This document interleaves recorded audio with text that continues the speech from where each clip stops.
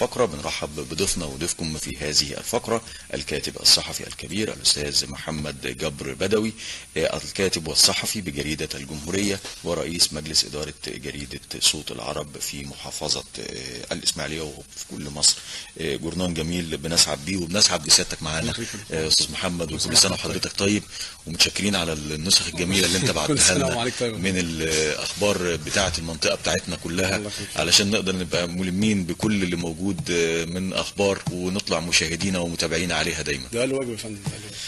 بنبدا مع حضراتكم مشاهدينا الكرام جولتنا الصحفيه هذا اليوم من جريده الاهرام، وفي صفحتها الاولى: قانون المحليات والنقابات العماليه امام الوزراء بعد غد، دعم لا مركزيه الوحدات وتوزيع عادل للمرافق والموارد. يعقد المهندس شريف إسماعيل رئيس مجلس الوزراء اجتماعا لمجلس الوزراء بكامل هيئته بعد غد وقبل إجازة عيد الفطر المبارك لإنهاء بعض الملفات المفتوحة والمهمة، وفي مقدمتها الاستمرار في توفير السلع الأساسية وضبط الأسعار ومتابعة المشروعات الجاري تنفيذها في المحافظات، إلى جانب بحث التعديلات الخاصة بعدد من مشروعات القوانين لوضعها في صورتها النهائية. ويسعى رئيس مجلس الوزراء خلال الاجتماع إلى الإسراع بالانتهاء من مشروع قانون الإدارة المحلية الذي يعد خطوة مهمة تمهيدا لإجراء الانتخابات المحلية قبل نهاية العام طبقا لتوجيهات رئيس الجمهورية، ويهدف إلى تحقيق مزيد من التنظيم لعمل الوحدات الأساسية للإدارة المحلية والمساهمة في إعطاء قدر أكبر من الحوكمة في الإدارة المحلية، بما يشكل خطوة كبيرة نحو دعم تطبيق اللامركزية المنشودة. أستاذ محمد، قانون طال انتظاره، ده أهم قانون وأهم حاجة في المرحلة اللي احنا عايشين فيها. أولا بسم الله الرحمن الرحيم، كل سنة وحضراتكم والأمة الإسلامية والعربية بخير. بمناسبة طبعا قرب انتهاء شهر رمضان، شهر العبادة، شهر النفحات العطرة، وقدوم عيد الفطر المبارك. طبعا كل سنة وحضراتكم طيبين. طبعا أولا أهم حاجة لفت نظر النهارده في عناوين الأخبار هو القانون ده، وأنا كنت متأكد سيادتك تبدأ بيه من غير ما يكون فيه لينك يعني. القانون ده هو بداية المرحلة الجديدة. طبعا الانتخابات المحلية أو تنظيم الحكم المحلي هو ده اللي عليه عامل كبير جدا في تحديد خارطة طريقة الدولة الفترة اللي جاية. طبعا انت عارف ان كل المشاكل وكل البلاوي الزرقاء وكل حاجة جايه لنا فيها اخفاقات، فيها قنابل موقوتة، فيها قضايا شائكة، كلها جايه من المحليات. وطبعا بدايه ان احنا نبدا نتكلم في القانون، كل ما تيجي تتكلم يقول لك احنا مستنيين القانون المحليات لما يطلع.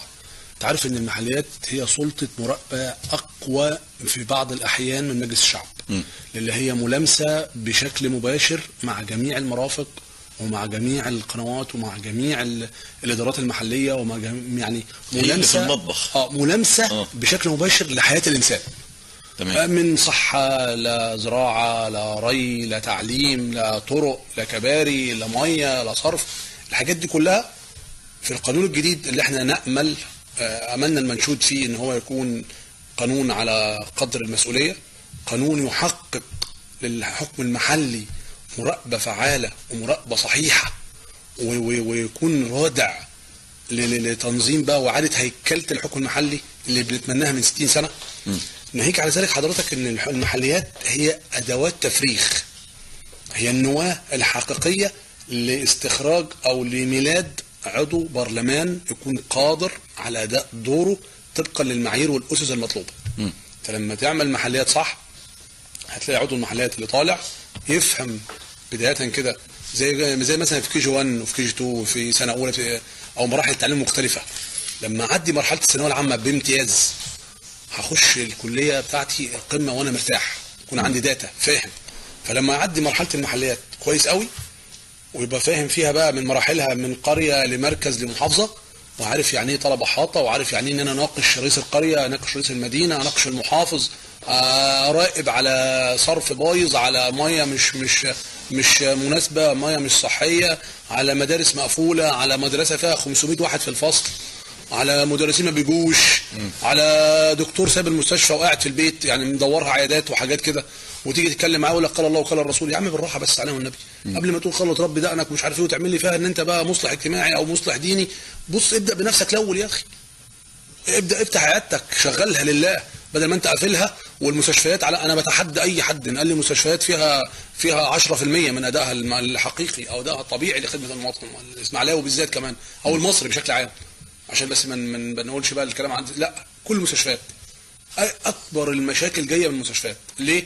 الدكتور بروح سيادته مش فاضي، عشان طبعا نرجع بقى نقول نعذره مش لاقي مرتب كويس وحاجات دي من دي، ماشي، دي على دماغنا من فوق، نحسن لك مرتبك ونحسن لك دخلك، بس حضرتك ادي حتى ولو لله في المستشفى شويه. برضه هترجع تقول لي حته ثانيه ان انا ما عنديش ادوات في المستشفى كافيه ان انا اشتغل بيها. برضه دي نرجع بقى، ما احنا بنقول لك ايه، المحلات هنا هتبقى هي العيون اليقظه، او العين المجرده، او المباشر، الشكل المباشر او المراقبه المباشره على الايه، على البلد وعلى مفاصلها وعلى مشاكلها. طيب استاذ محمد، يمكن هذا طبعا الموضوع هو القانون يعني هو انا بس مهم جدا جدا جدا. هو بس انا عايز الانتخابات في شهر 11 اقف في الحته دي سنه صغيره بقى. جرى العرف كلنا عارفين طول السنوات الماضيه من اول ما اخترعوا المجالس الشعبيه المحليه في المحافظات وما الى غير ذلك، ان كل عضو مجلس شعب او كل عضو في البرلمان او كل عضو في مجلس الشورى او ما الى غير ذلك له مجموعه معينه من الاعضاء، بيروح مع المحافظ يظبط نفسه وياخد المجموعه دي ويحطها بالاسم وبياخدها سواء بانتخابات او باي حاجه ايا من كانت المجموعه دي بتتحط، وكلنا عارفين الكلام ده. هل من المنتظر استاذ محمد ان القانون الجديد ده هيمنع لنا حاجه زي كده وما تبقاش موجوده؟ الزمن ولا يا فندم، الزمن ولا ولن يعود، وبقولها بكل ثقه وبكل احترام، زمن ولا ولن يعود. زمن المحاصصه، ايوه، المخصصه بيقسموها على بعض، التقسيمات اللي انت حضرتك عارفها، والكوتا خلصت خلاص. الان احنا في زمن المواطن المصري وحريه راي ورغبه المواطن المصري من اعماق الريف الى قمه العلا. دلوقتي خلاص المواطن بقى له احترامه، هو اللي قادر على خلق وعلى انتخاب وعلى اختيار عضو المجلس المحلي اللي يناسبه.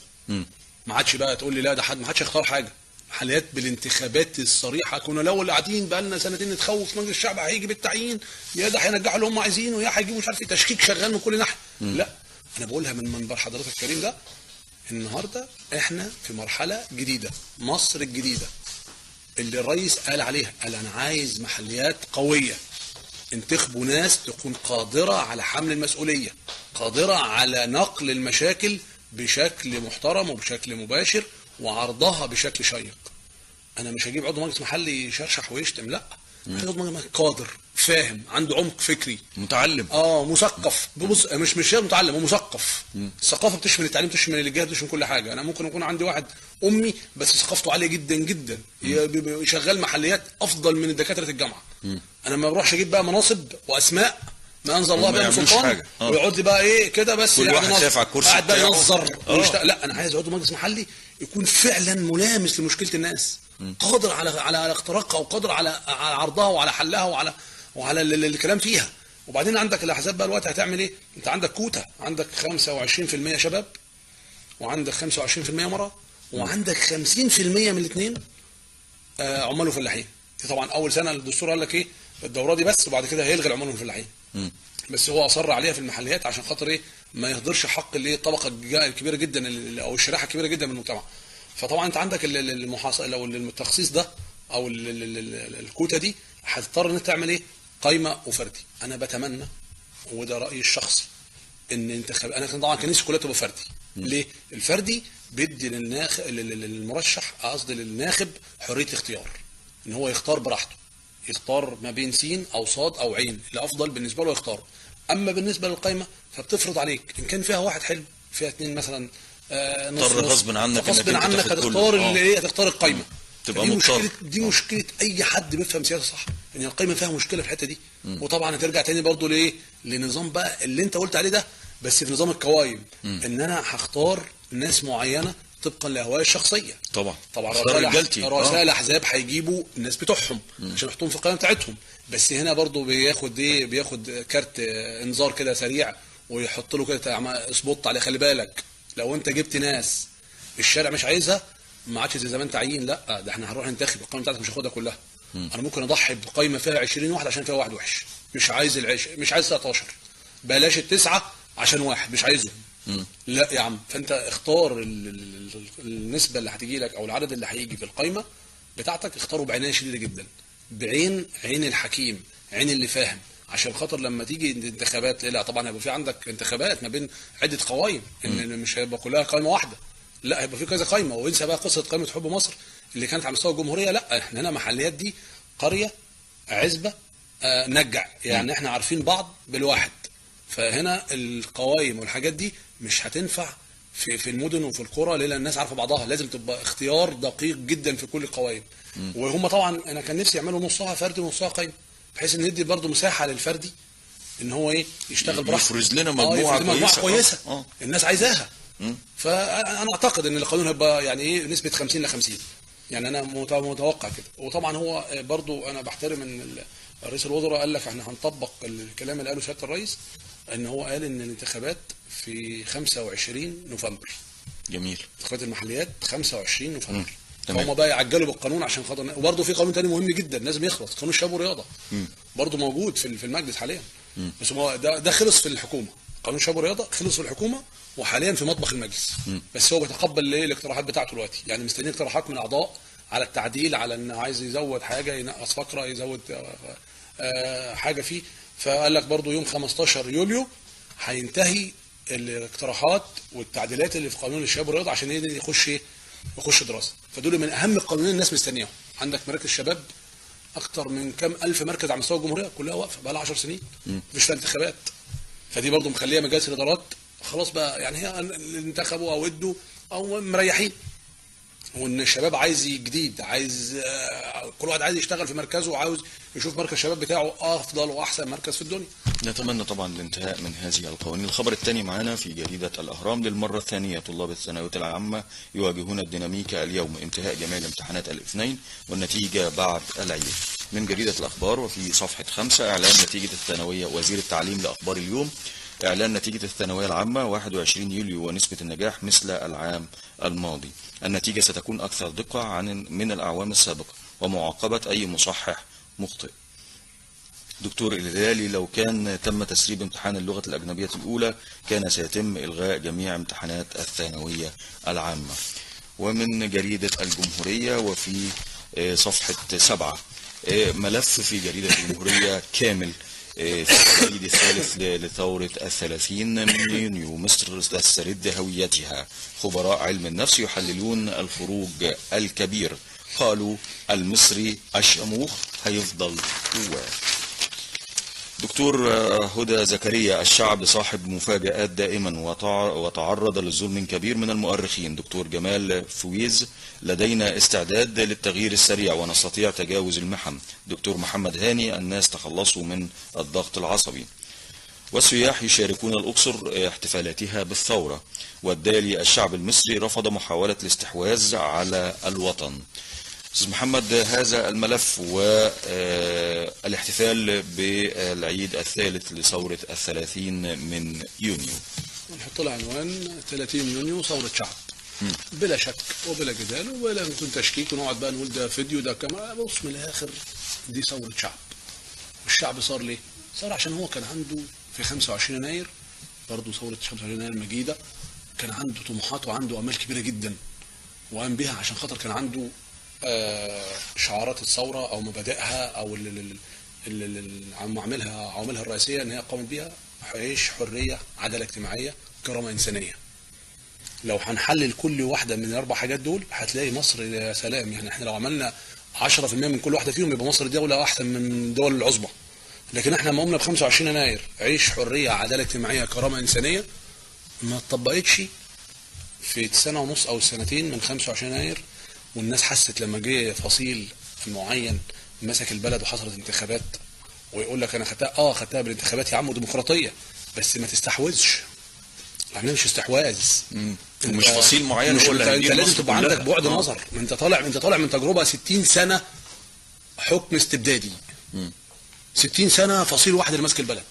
المفروض انت تبقى انت لعيب شويه وتخلي عندك ذكاء سياسي وتقول لا انا مش انا لو مسكتها لوحدي هتفرط مني.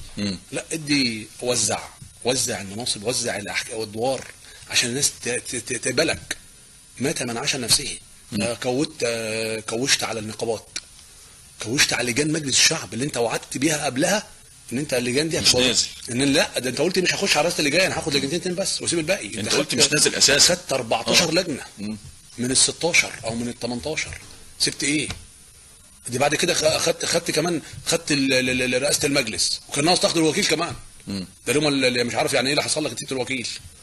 فخليت الناس اتخنقت. خدت الوزارات. قال لا لا لا لا، ما انت سبت ايه للناس اللي معاك؟ وبدانا ان احنا نخش بقى ايه طبعا في اهلي وعشيرتي ولا مش كده والمجتمع والناس. بص اقول لك على حاجه، انت قلت انت انا هكلمهم بالوثائق عشان بس ما اقولش احنا بنجن عليهم. انت قلت انا مش هخش رئاسه ودخلت تمام، ودخلت رئاسه. انت عملت 4 لقات في دستور مارس 2011. قلت لا انا مش هخش رئاسه، انا مش هاخد كل حاجه في البرلمان، انا مش هاخد كل حاجه في النقابات، انا مواطن مصري زي ما عاجز الثوره عن تنجح. لقيتك فين بقى يا باشا اللي انت قلت عليه؟ انت اول حاجه رحت داخل رئاسه، دخلت باثنين من الافتراء، داخل باثنين. انت بخش بواحد وما نفعش خلاص، لا داخل بالثاني. ازاي كده؟ انت بقى كده فقدت المصداقيه بتاعتك. ترجع تقول لي وبعدين انت يعني كان المفروض برضه هم من شغل، هو ده اراده الله، خلي بالك ونعم بالله. بص عشان تبقى عارف حاجه، دي اراده المولى سبحانه وتعالى، ان كل واحد عايز يستبد البلد دي ربنا بياخده بدري بدري عشان نخلص منه. فلما انت جيت انت ناجح بكام؟ انت ناجح ب 50 وربع ولا 50 وشرطه، يعني نص الشعب مش عايزك. تمام. وانت والنص اللي انتخبك مش بتاعك. النخبه. انت لو انت جاي، انت كان 5 بتوعك الاولين بس، 5 مليون بتوعك هم دول بتوعك من 50 مليون. لكن انت ال 12 مليون اللي خدتهم دول خلي بالك، ال 7 مليون التانيين مش بتوعك. دول النخبه اللي في المجتمع، دول بقى اللي راحوا ما لقوش حد تاني راحوا غيرك. فانت المفروض بقى كنت لعيب تلم الناس دي كلها حواليك، او تحاول تبص لمصر الم ال 100% مش ال 51%. انا بقول لك اهو تبص على مصر بقى بعين رؤيه شامله، ما بصش من اتجاه واحد بس. عايز اخدها في الاتجاه ده، لا ما تنفعش، ده مصر كبيره اكبر منك واكبر من الدنيا كلها.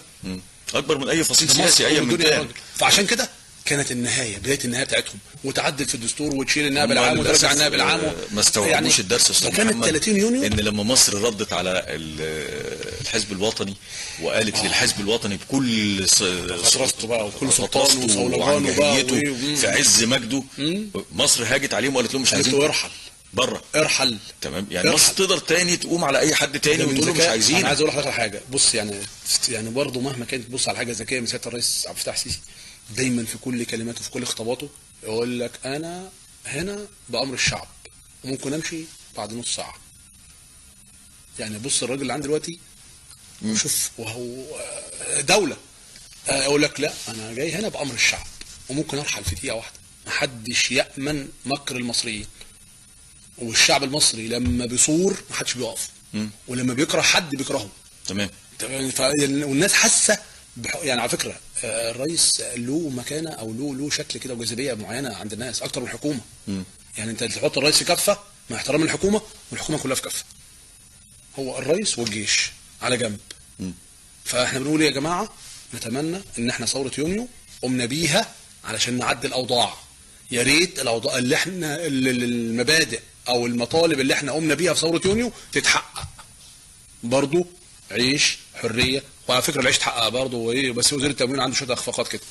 الحريه والعداله الاجتماعيه والكرامه الانسانيه، احنا نتمنى بقى ان احنا نشوف مصر الجديده، نشوف مستشفيات نظيفه، نشوف تعليم اللي احنا فيه كارثه ان احنا في القرن ال21 ومصر وما عندناش تعليم صالح، عندنا منظومه مهلهله من كل قطاعاتها. ما عشان تتفور فيها يا استاذ محمد، يعني الفلوس طالما دخلت في حاجه لازم تبص يا فندم. المفروض دي تتفور خالص، يعني المنظومه التعليميه دي في مصر تتفور تماما.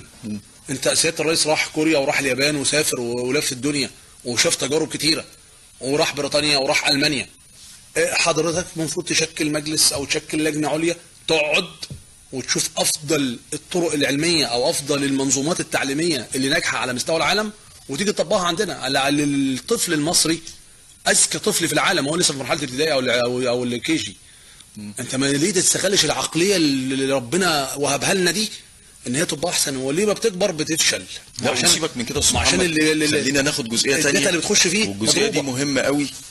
انك انت عندنا في مصر ثبت علميا وعمليا فشل انك انت تدخل راس المال في اي منظومه من المفروض ان الدولة تقوم بيها او اي منظومة خدمية، لان انت بتحولها من منظومة تهدف الى خدمة عامة الى منظومة تهدف الى تحقيق ربح واغراض شخصية. يعني انا النهاردة لما اجي اقول كمثال مثلا استاذ محمد، انا هخصص جريدة الجمهورية والاهرام والاخبار هخصصهم، والتلفزيون المصري هبيعه، تمام؟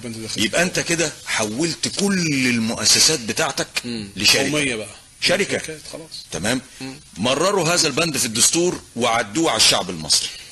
هذا البند النهاردة من أسوأ البنود اللي موجودة، تمام، واللي يجب تغييرها فورا. ان انا عندي كيانات كبيرة من ضمنها احنا كاعلام محلي وكتلفزيون محلي وكقنوات محلية، موجود 8-9 قنوات في التلفزيون المصري بتهدف لخدمة المواطن من الدرجة الاولى، مش ان هي تدخل فلوس. لما سيادتك تيجي تحول وزارة الاعلام الى هيئة مستقلة، كلمة هيئة يعني تهدف لتحقيق الربح، كلنا عارفين الكلام ده يا استاذ محمد ودرسناه كلنا، وعارفين انك انت لازم يبقى فيه مصروفات ولازم يبقى فيه ايرادات. لكن انك انت تدي مؤسسة قومية هدف خدمي محلي ما تطلبش منه فلوس. يعني انا ما اجيش النهارده اقول لجريده الجمهوريه انت مطلوب منك انك انت تدفعي مرتبات الموظفين اللي عندك لوحدك وتشيلي شيلتك لوحدك، ومطلوب منك في نفس الوقت كمان انك انت تنزلي تصوري لي بالمحررين الصحفيين بتوعك في القرى وفي النجوع وفي التوابع وتنقلي لي المشاكل للوزراء والمسؤولين عشان يحلوها للمواطن. هل دي معادله تنفع اعلاميا يا استاذ محمد؟ هنا بقى في نقطه مهمه جدا عايز اتكلم فيها، ان احنا نعادل او نوازن ما بين التقنيه وما بين التميز وما بين تحقيق الاهداف المرجوه من الاعلام ومن الصحف ومن كل حاجه قوميه، وان انا اجودها وان انا ما بحاش. ما هو انا دلوقتي يا فندم انت بتقول التلفزيون، التلفزيون ده بعتبر هو الدرع الواقي للاعلام، تمام؟ اختلف نتفق مع التلفزيون مع ادائه ومع ارهاصاته ومع الحاجات دي كلها، ولكن التلفزيون يبقى هو التلفزيون، تمام؟ احنا على الاقل خلاص لما بنيجي نفطر ما بنفطرش على القناه الاولى. دي بتدل على ايه؟ على ثقتك، صح ولا لا؟ اي حد في الدنيا ما بيفطرش، انا اتحدى ما اعرفش بقى، ممكن برضو ايه لما رحم ربي، انا ما بفطرش على القناه الاولى، لازم اسمع الاذان في القناه الاولى. خلاص كده يبقى انا كده ايه؟ دي الثقه اللي الناس اللي خدها تلفزيون، الكلمه اللي الحته دي بالذات كده تساوي مليارات، الثقه في التلفزيون. فانا عشان بقى احافظ وكل الناس دي اشتغلت من خلال الثقه دي يا استاذ محمد. انا بقول لحضرتك يعني هم اعتمدوا على الثقه دي الاول واشتغلوا بيها. بص حضرتك اقول لك على حاجه، بالنسبه للقنوات المحليه وبالنسبه للتلفزيون احنا بنقول ايه؟ احنا ما بنقولش ان احنا نخصصه، احنا بنقول ان احنا نطور اداؤه، نخلي اداء التلفزيون المصري والقنوات المحليه دي افضل 1000 مره من القنوات الخاصه، وهم قادرين على كده. كل الناس اللي شغاله في قنوات خاصه اولاد التلفزيون المصري ابنائه، بس المشكله انك انت ما بتصرفش على التلفزيون. تمام، ما هو انت بقى هنا، ما انا هي بقى اللي هي المعادله اللي انا بطالبها بقى، ان انا اصرف واجود والاقي. عشان خاطر انا اصرف واجود واعمل شغل كويس، يبقى اكيد هلاقي منتج هيجيب لي اعلانات كويسه. ما اقعدش انا كده احط ايدي على خدي اقول التلفزيون بيفشل، ما انت اللي مفشله، ما انت اللي بوظته، ما انت مش عايز تطوره يا فندم. ده فيه اخطاء غير عاديه، ورغم ان التلفزيون عنده كاميرات وعنده ادوات وعنده اليات ان هو يبقى افضل من CNN، يعني مش ممكن. يعني انت بتتكلم في ايه؟ بس مشكلتنا بس محمد ان احنا حتى لو قلنا هنعمل هيئه قوميه للاعلام او هيئه تدير احنا مش هنخاف على المسميات. سيادتك هتجيب مين داخل هذه الهيئه؟ هل رجال الاعمال والمستثمرين اللي فلوسهم طايحه في كل حته مش هيبقوا اعضاء داخل هذا المجلس؟ لو انا جيت قلت ان انا هخصص جريده الجمهوريه او جريده الاهرام او اي جريده قوميه كبيره، مش احنا كصحفيين بس كده يعني ليها الناس اللي بتدافع عنها. احنا جورنالنا اللي يمسكوا ابنائه معروفه. انا ما اعرفش، انا بقى اهو ما ينفعش حد من الجمهوريه يروح يمسك الاخبار او الاهرام، زي ما انا مش هرضى برضه ان هو يجي يمسكني او يجي يكود جورناني. تمام، ليه؟ ما عنديش كوادر. كل مؤسسه فيها كوادرها اللي تستطيع انها تكودها وتنجحها كمان. طب تخيل حضرتك بقى انت بتهمش الناس دي كلها وتجيب لهم مجلس اداره من بره ليه فلوس في السوق وليه اهتمامات وليه مصالح. انا فاهم قصدك على مين، زي ما حصل ايام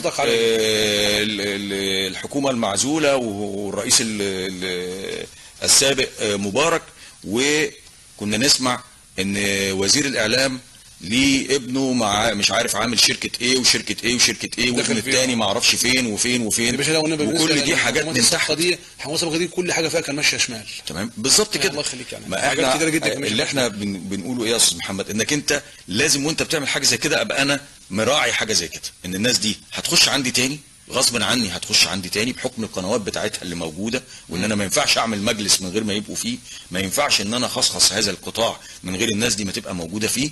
تمام. الناس دي هتخش ليها مصالحها فلوس. سيادتك مصلحتك كدوله اعلام للحكومه للشعب، تمام، اعلام الشعب. هتتعارض المصلحتين مع بعض، هتمشي هذه المنظومه ازاي اذا كان ده بيشد الناحيه دي وده بيشد الناحيه دي؟ المحصله بتاعتها انك انت هتوقع الجهاز اللي انت داخل عليه ده، لازم يفشل، لان كل واحد بيشد في حته، والمركب اللي ليها رئيسين لازم تغرق. هنا انت عندك مجلس نواب على قدر كبير من المسؤوليه، وفي اعضاء موقرين وفي اعلاميين موقرين لهم احترامهم، وعلى راسهم طبعا الاستاذ اسامه هيكل. مفروض دول يبقى هو عندهم نفسهم عندهم رؤيه، هم اللي يتكلموا. الناس اللي موجوده في مجلس الشعب ما كانش هتحافظ على المؤسسات القوميه وعلى الحاجات اللي موجوده في البلد اللي ملك الشعب، ويسيبوها كده العقد بتاعها يتفرط ويخش فيها المصالح الشخصيه. ما هو للاسف ده اللي هيحصل، ده الواقع. لا، ما انت بقول لحضرتك انت عندك مجلس نواب اهو، المفروض هو بقى يعدل الحاجات دي. المفروض جاله قانون، جاله دستور بيقول له حاجه معينه، هو يكيف قانون عنده في المجلس بصلاحياته ان هو يحافظ على الكيانات الكبيره دي العملاقه دي، ما يهدهاش، يحافظ على المؤسسات القوميه اللي بتاعت كل طفل وكل بني ادم عايش في الشعب دي. لان انت لو بدات تتابعها من دلوقتي يبقى احنا هنرجع بقى تاني للخصخصه بطريقه غير مباشره، وهنخش في دوامه بيع الاصول. عمر افندي اللي خسرانه اللي متباعه عشان خاطر صفقه معينه ما بين البيزنس كلها وما بين صاد. دمرت قطاع ودمرت منظومه كانت بتصرف او كانت بتغطي كل ربوع مصر. خسرانه 3 مليار يا راجل، يعني ليه كده؟ فانا بقول لحضرتك بص، يعني هو لازم يكون عندنا احنا انتخبنا مجلس النواب ده عشان هو بقى اللي يقود المرحله، مش كل حاجه بقى ترمي على الرئيس واعمل يا ريس وطلع قانون يا ريس وحل المشاكل دي يا ريس. امال المجلس النواب بيعمل ايه؟ فمفروض المجلس النواب يكون هو له رؤيه في القصه دي كويس قوي يعني. طيب احنا بننتقل لصفحة 3 في جريدة الجمهورية. وطوارئ في السكة الحديد والمترو استعدادا للعيد، وطوارئ في كل المحافظات استعدادا للعيد. وأيضا من صفحة 17 في جريدة الجمهورية الأوقاف والإفتاء، إخراج زكاة الفطر نقدا أنفع للفقير في زمننا، الشرع هدفه تحقيق مصلحة العباد. طيب وحضرتك بالصحة والسلامة أستاذ محمد. وأيضا من جريدة الجمهورية وفي صفحة 13 والعيدية فرحة الصغار، من جامايكا المماليك نفحات الأهل الفلوس الجديدة وكبار السن الأكثر تمسكا، والعيد في ديار بنجم، الإفطار فتة ولحمة والاستقبال للعائدين بالتمر والحلوى، وتغطية كاملة عن أحداث العيد والاستعدادات للعيد إن شاء الله. ومن جريدة الأهرام وفي صفحة 17 الليلة نهائي مبكر بين ألمانيا وإيطاليا في دور الثمانية لأمم أوروبا. لوف لا أعني صدمة الطليان، كونتي مواجهة بطل العالم كتسلق قمة إيفرست. وننتقل إلى أخبارنا المحلية في هذه الجولة الصحفية. والإسماعيلية تحتفل بذكرى 30 يونيو، وشرم الشيخ بتستضيف وفدا من المدونين السياحيين الإيطاليين في جريدة صوت العرب الجريء وفي صفحتها الأولى. وفي الإسماعيلية وزير الموارد المائية والري، قرية الأمل هي نقطة الانطلاق الحقيقية نحو التنمية المنشودة على أرض الفيروز، توزيع 2700 سلة غذائية على المواطنين بشمال سيناء. وجامعة قناة السويس تستقبل رئيس جامعة دار السلام الأندونيسية. ومحافظ الإسماعيلية ومدير الأمن يحتويان أزمة طلاب الثانوية العامة ويتعهدان بتوصيل صوتهم لأعلى المستويات. وبدء الامتحانات في التعليم المفتوح بشمال سيناء 16 يوليو المقبل. وياسين طاهر بيفتتح مجزر القصاصين ويتابع أعمال ازدواج طريق الإسماعيلية العباسية والاستزراع الاستزراع المائي والمصايد البحرية بالعريش ضمن تنسيق الثانوية العامة للعام الحالي. ومحافظ شمال سيناء يستقبل طفلا مصابا ببتر في ذراعه، وإلغاء التوقيت الصيفي بأمر البرلمان. احلى حاجه وحاجات جميلة كلها وعناوين سريعة. وأيضا صالح مديرا للمستشفى الجامعية ومكاوي لتطوير التعليم بجامعة القناة. وموضوع مهم جدا يمكن بمناسبة الذكرى 60 لتأميم قناة السويس ومرور عام على افتتاح القناة الجديدة. الفريق مهاب مميش، الرئيس السيسي وأسرة الزعيمين عبد الناصر والسادات يشاركان المصريين احتفالاتهم على ضفاف القناة. سيظل قرار الزعيم الراحل جمال عبد الناصر بتأميم القناة عنوانا للكرامة المصرية. وموضوع كبير جدا وجميل مع الفريق مهاب مميش في صفحة 4 وفي صفحة 5 بمناسبة الذكرى 60 لتأميم قناة السويس ومرور عام على افتتاح القناة الجديدة. الفريق مهاب مميش احتفالية ضخمة على ضفاف القناة بمناسبة مرور 60 عاما على التأميم والعيد الأول لافتتاح قناة السويس الجديدة. الرئيس كان يتابع معي أعمال الحفر لحظة بلحظة وعبور أول سفينة، أصعب لحظات حياتي. أصعب لحظات حياتي. رغم محاولات التشكيك ستظل قناة السويس الممر الوحيد الأكثر أمنا وأمانا لكل الخطوط الملاحية في العالم. هدفنا تحويل القناة من مجرد مجرى مائي يقوم بتحصيل رسوم عبور فقط إلى منطقة لوجستية واعدة لجذب الاستثمارات العملاقة. إضافة اليوان إلى سلة العملات يواجه تقلبات سعر الدولار. نساهم في تطوير المنظومة الصحية بمدن القناة الثلاثة ومستشفى ب700 سرير في الإسماعيلية، وندعم تطوير مستشفى جامعة قناة السويس والمستشفيات العامة في الإقليم. القراءة هي هوايتي المفضلة وتستهويني كتابات يوسف السباعي وإحسان عبد القدوس ومقال هيكل. بصراحة لا بد من تطبيق مبدأ العدالة الاجتماعية، لأنه لا يجوز أن يكون هناك ناس عايشة حياة طرف ونعيم وفئات أخرى تأكل من القمامة. التعليم هو الملف الذي يشغل عقل الرئيس الآن ويحتاج إلى تكلفة مالية مرتفعة، والمنزل والمدرسة أهم ركائز النهوض بالعملية التعليمية. أستاذ محمد، كواليس هذا اللقاء الجميل والممتع مع السيد الفريق مهاب مميش رئيس هيئة قناة السويس. هو طبعا أنا بحيي سيادة الفريق مهاب مميش، لأنه يعتبر الراجل ده أحد الرجال العظام في العصر الحالي. وانا بقول كده يعني جنب سياده الرئيس اتنين، واحد واقف جنبه بيحاول يجمع له الاقتصاد، والتاني بيحاول ان هو يصرفه في مصارف شرعيه زي اللي هو كامل وزير. هو حوالي اتنين، مهاب مميش واللي هو كامل وزير، سياده الفريق وسياده اللواء.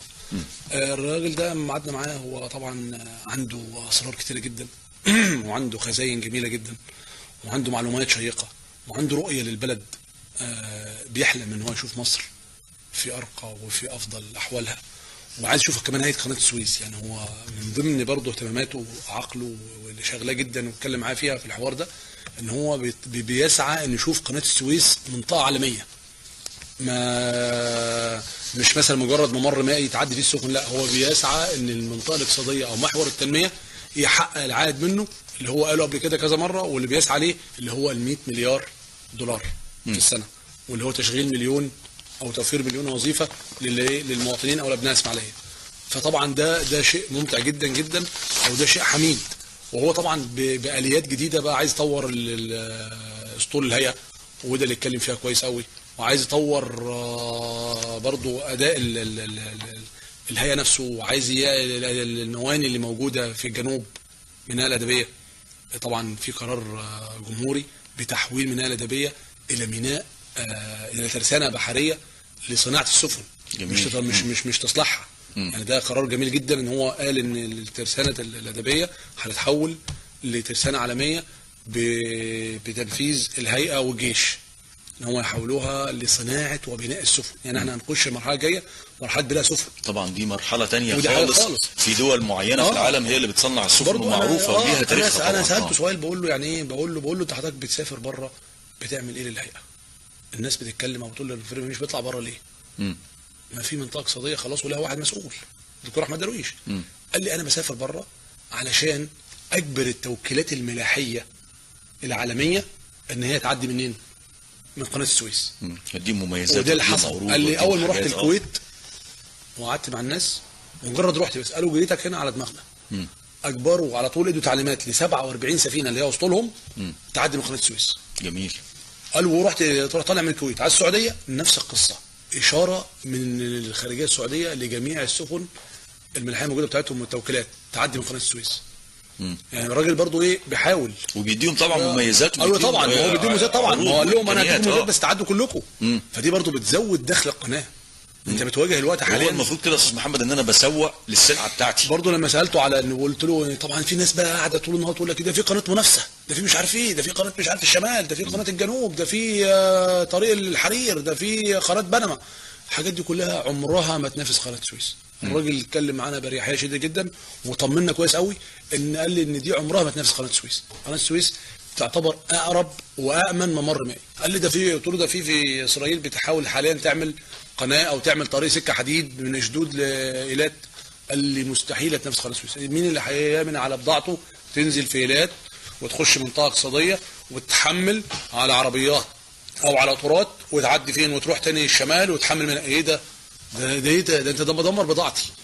ناهيك على ذلك لما كلمته على جسر الملك سلمان اللي طبعا اللي كلنا بنحلم بيه، قال لك الجسر ده عمره ما هيعطل الملاحه في قناه السويس، وهيكون حاجه محترمه جدا، وهيكون اضافه للتجاره البينيه ما بيننا وبين السعوديه، وهيزود ويقوي التجاره ويدخل لمصر ملايين الدولارات من خلال الجسر ده. فده اضافه يعني. تمام. استاذ محمد، يمكن عناويننا المحليه جميلة جدا بتغطي كل محافظات الإقليم. ياسين طاهر بيقول القضاء على العشوائيات بالإسماعيلية خلال عامين على الأكثر، وفودة بيتفقد الإسكان الجديد بطور سيناء ويشدد على سرعة الانتهاء واستكمال المرافق، وشرم الشيخ بتستضيف وفدا من المدونين السياحيين الإيطاليين، وتوزيع 2700 سلة غذائية على المواطنين بشمال سيناء، ومجلس شؤون البيئة بجامعة القناة بيوافق على مشاركة كلية الآداب بالقوافل البيئية، وحلوة يا بلدي مبادرة للنظافة العامة والتجميل في الإسماعيلية 16 يوليو المقبل، وعبد العال رئيسا لقطاع مياه السويس، وعصام محمود نائبا للتشغيل والصيانة، وجدول زمني لحل مشكلة المرافق والخدمات بإسكان الشباب بمدينة المستقبل في الإسماعيلية، ومجلس جامعة قناة السويس بيكرم مديري المستشفى التخصصي السابق والحالي، ومحافظ شمال سيناء بيستقبل طفلا مصابا ببتر في قدمه، والألسن والتربية الرياضية بجامعة القناة ضمن تنسيق الثانوية العامة هذا العام، وصالح مديرا للمستشفى الجامعي ومكاوي لتطوير التعليم بجامعة القناة، وجامعة قناة السويس بتستقبل رئيس جامعة دار السلام الإندونيسية، والاستزراع المائي والمصايد البحرية بالعريش ضمن تنسيق الثانوية العامة للعام الحالي. وأيضا في وزير المالية والري من الإسماعيلية بيقول أن قرية الأمل هي نقطة الانطلاق الحقيقية نحو التنمية المنشودة على أرض الفيروز، و500 وحدة سكنية وتطوير المنطقة العشوائية بالرويسات في جنوب سيناء بتكلفة 230 مليون جنيه، و بتكلفة 36 مليون جنيه. محافظ الشرقية بيفتتح لوحة توزيع كهرباء بهنباي، وثورة غضب بين طلاب الثانوية العامة بالشرقية احتجاجا على تسريب الامتحانات وتأجيلها. أستاذ محمد، احنا التسريب مش هيبطل. التسريب مش هيبطل. التسريب اتحصل النهارده رغم من ده كده برضه ورقة أسئلة اتسربت ساعة بعد بدء الامتحان وبتتداول على المواقع الوقت. وقال لك احنا ايوه مظبوطة، الورقة مظبوطة فعلا. فالغش ده لازم نشوف له حل. مش معقول ان احنا دولة مش عارفين نحل المشكلة دي. عيب في حقنا احنا كدولة وكوزارة تربية وتعليم عريقة في مصر بتضيع حقوق الطلبة. انت بتدمر طلبك، بتدمر جيل. الثانوية العامة دي لازم يبقى لها حل جذري، لازم تتنسف تتلغي. هي مطلوبة فعلا. مش معقول يكونش عندنا عقلاء او عندنا علماء او عندنا خبراء عارفين يحلوا المشكلة دي.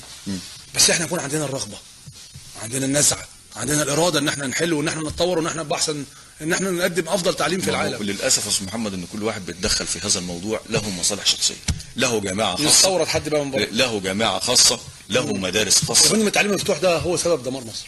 مين اللي جابه في مصر؟ مين طبقه؟ الدكتور هاني هلال 2006 قال لك طبق تعليم مفتوح، دمر مصر. دمرها. خريج التعليم المفتوح يعني انا مع احترامي يعني مفيش بيعمل ايه؟ وانت بس عايز تضيف لسوق العمل، تضيف يعني عبء اكتر على الدوله.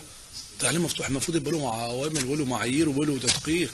نتمنى ذلك طبعا. انت تلاقي حد يقول لك ايه انت معاك ايه مهندس زراعي، كل ناس كمان يبقى في طب مفتوح كمان، يقول لك ده مش عارف ده صحفي خريج اعلام. اعلام ايه يا عم انت؟ اعلام مفتوح. لا خريج يا عم حقوق ايه يا عم حقوق مفتوح. ايه يا عم في ايه يا عم؟ في حاجات كتير غريبه يعني غريبه جدا بتحصل في البلد دي. نتمنى طبعا مشاهدينا الكرام ان شاء الله ان حالنا دائما للافضل باذن الله، لان هناك من يستمع ومن ينصت ومن يجري او يحاول ايجاد الحلول المناسبه لكي نصل في النهايه الى واقع افضل، إلى حياة أفضل، إلى حياة كريمة للمواطن المصري في كل مكان في مصر بإذن الله. بنشكر ضيفنا وضيفكم في هذه الفقرة مشاهدينا الكرام الكاتب الصحفي الأستاذ محمد جبر بدوي، الكاتب والصحفي بجريدة الجمهورية ورئيس تحرير جريدة صوت العرب الجريد. شاكرين جدا أستاذ محمد، وكل سنة وحضرتك طيب. حضرتك طيب ومصر كلها والأمة الإسلامية بخير، وإن شاء الله عيد سعيد على الجميع بإذن الله. إن شاء الله. متشكرين جدا.